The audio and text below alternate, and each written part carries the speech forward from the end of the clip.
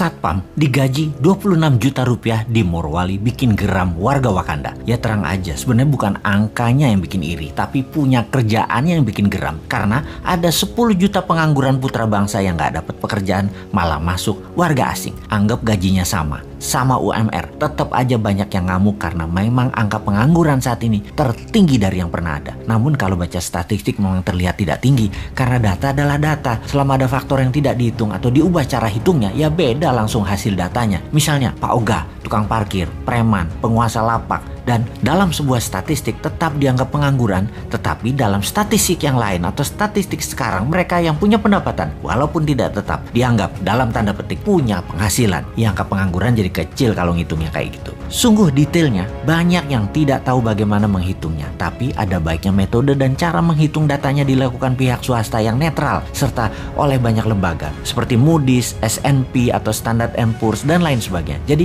kita kembali ke topik aja deh. TKA Tiongkok yang banjir besar-besaran dalam periode pemerintahan saat ini sangat melukai hati 10 juta pengangguran di Indonesia. Sebenarnya alasannya apa sih? Mereka lebih ahli? Nggak juga. Alasan pejabat aja biar dibenarkan pejabat tertinggi. Namun sesungguhnya pejabat ini yang membiarkan mereka masuk ini sudah menghina rakyat Indonesia berkali-kali. Tapi tetap didiamkan karena gaji mereka yang besar dan banyak jumlah tenaga kerja itu. Sesungguhnya hal inilah yang menyakitkan hati banyak saudara kita para pengangguran di Indonesia. Oke, kita sebagai penyeimbang informasi, bagaimana harusnya mengingatkan mereka bernegara yang benar? Newman itu selalu punya penyeimbang pikiran dan punya solusinya. Kita sebelum memberikan usulan kita ke Korea Selatan. Bagaimana Korea Selatan mengelola tenaga kerjanya? Nomor 1, buka lapangan pekerjaan buat rakyatnya terlebih dahulu. Ketika 100% rakyatnya bekerja, ternyata masih banyak pekerjaan-pekerjaan yang diperlukan untuk hal yang level bawah. Bangsa Korea adalah bangsa yang bangga nasionalismenya, maka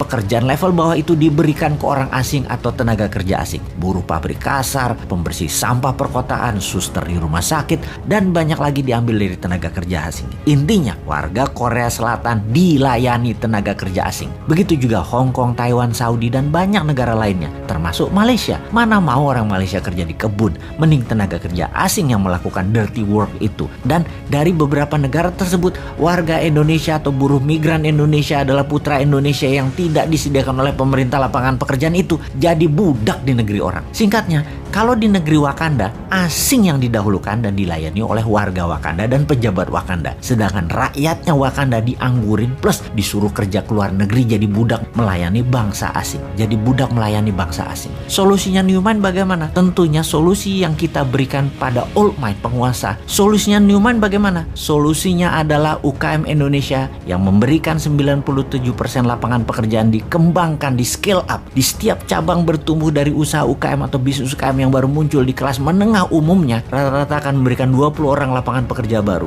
Kalau ada 1 juta UKM tumbuh, lapangan pekerjaannya adalah 20 juta manusia Indonesia bekerja. Hanya 1 juta UKM ditumbuhkan. Dari 6 juta UKM kelas menengah, itu sudah 20 juta manusia Indonesia bekerja. Maka selesai sudah masalah pengangguran itu. Itulah kontribusi Newman. Contohnya bukan hanya wacana. Santara urun dana yang saat ini masih kecil kontribusinya, baru 100 UKM dibiayai. Sampai akhir 2022 nanti kita targetkan 10.000 yang dibiayai, alias 200.000 tenaga kerja akan terakomodir dengan sistem santara urun dana. Walaupun kecil, karena tidak didukung pemerintah, kita terus fight karena ada Anda sahabat semua yang mendukung. Kita maju terus, kita semangat terus selama kita didukung hati sahabat semua. Kembali ke solusi dari pejabat sekarang. Adakah mana keberpihakan Anda kepada UKM dan penganggurannya? 3 tahun ke depan deh ditunggu solusinya. Ada nggak? Jangan-jangan nggak ada deh lu.